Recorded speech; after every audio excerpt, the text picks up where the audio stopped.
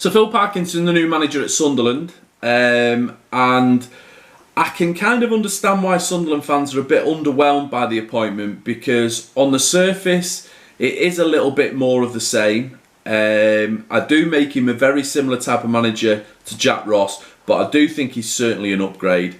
So, you know, I can kind of get the fact that he's not the swashbuckling manager that Sunderland fans might have liked, but I don't think Sunderland are in a position now where they can, you know, be sort of wedding themselves to a new philosophy and rebuilding the club, and they just need to get out of League One. You know, it is an awful division to get out of. You get stuck there for too long and it starts to impact on future transfer windows of the players you can attract and things like that. You're stuck with a lot of players on big money, and, you know, it just becomes a real problem further down the line.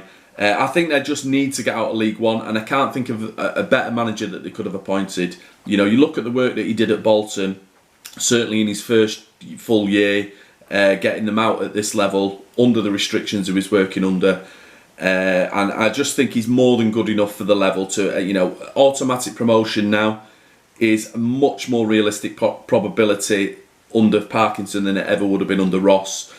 And I do think that basically with Parkinson, you know, we'll look back on Ross's time. I think what Ross tried to do, you know, he tried to control games and essentially make it so that, you know, that Sunderland were keeping opposition at arm's length. But what was persistently the problem was they were conceding the first goal, and there was too many games where they only showed the best of themselves once they were behind, and then suddenly managed to get a goal quite easily when they were 1-0 down. And, you know, they had all these 1-1 draws throughout the time. I think with Parkinson, I think again it'll be about keeping opponents, making sure that you negate the opponent's strengths first and foremost, which might sound a bit pessimistic. It might sound a bit small time even, that, you know, we're Sunderland, we're one of the biggest teams in the division, we should be taking it to the opposition.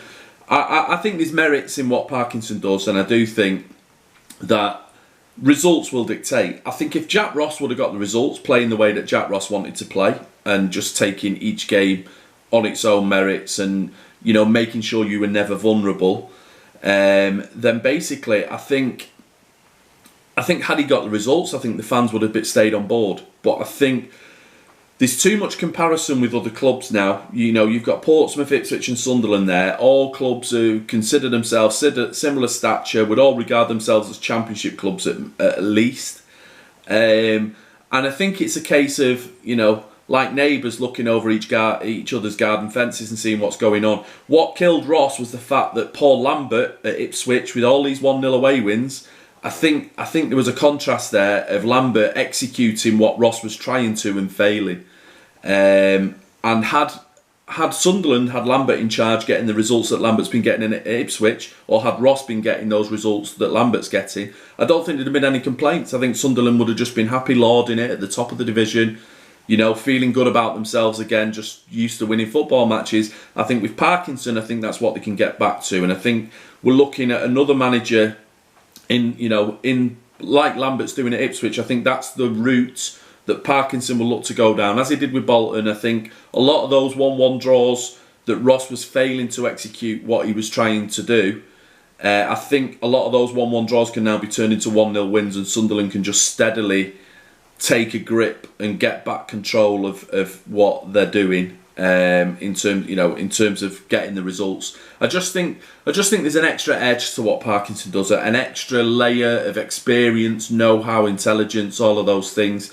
I think he knows what tends to be the way with Parkinson, that he has this great knack of games being where it's, you know, basically everything cancels everything out, but the one player that can win a game is on his side. He identifies the one key area where we can win this football match. If we get this player against that player one-on-one, that's where the game can be won and lost, and we'll just make sure everything else on the pitch is cancelled out, and that not much of a football match breaks out. We're just looking to play to this one avenue that's going to be the difference maker for us. And I think that's basically what he will achieve more often than Ross was able to. And once the results turn, I think Sunderland fans will turn with it and will go with what Parkinson's trying to do. But obviously, you know, not a great start with a 1-0 defeat at Wycombe. But there's plenty of time. I think Parkinson can turn it around quite quickly, and that Sunderland now, whereas I had them as certainties for top 6, I now make them a very, very good bet for automatic promotion. Obviously, there's only 2 teams can get promoted. There's 3 or 4 who are looking more than capable at the moment, but I do fully expect Sunderland to be right in the mix now. And in many respects, it's just a shame it's 12 months late, because I think had they have had Parkinson last season, I think there's no doubt they would have claimed one of them top 2 berths.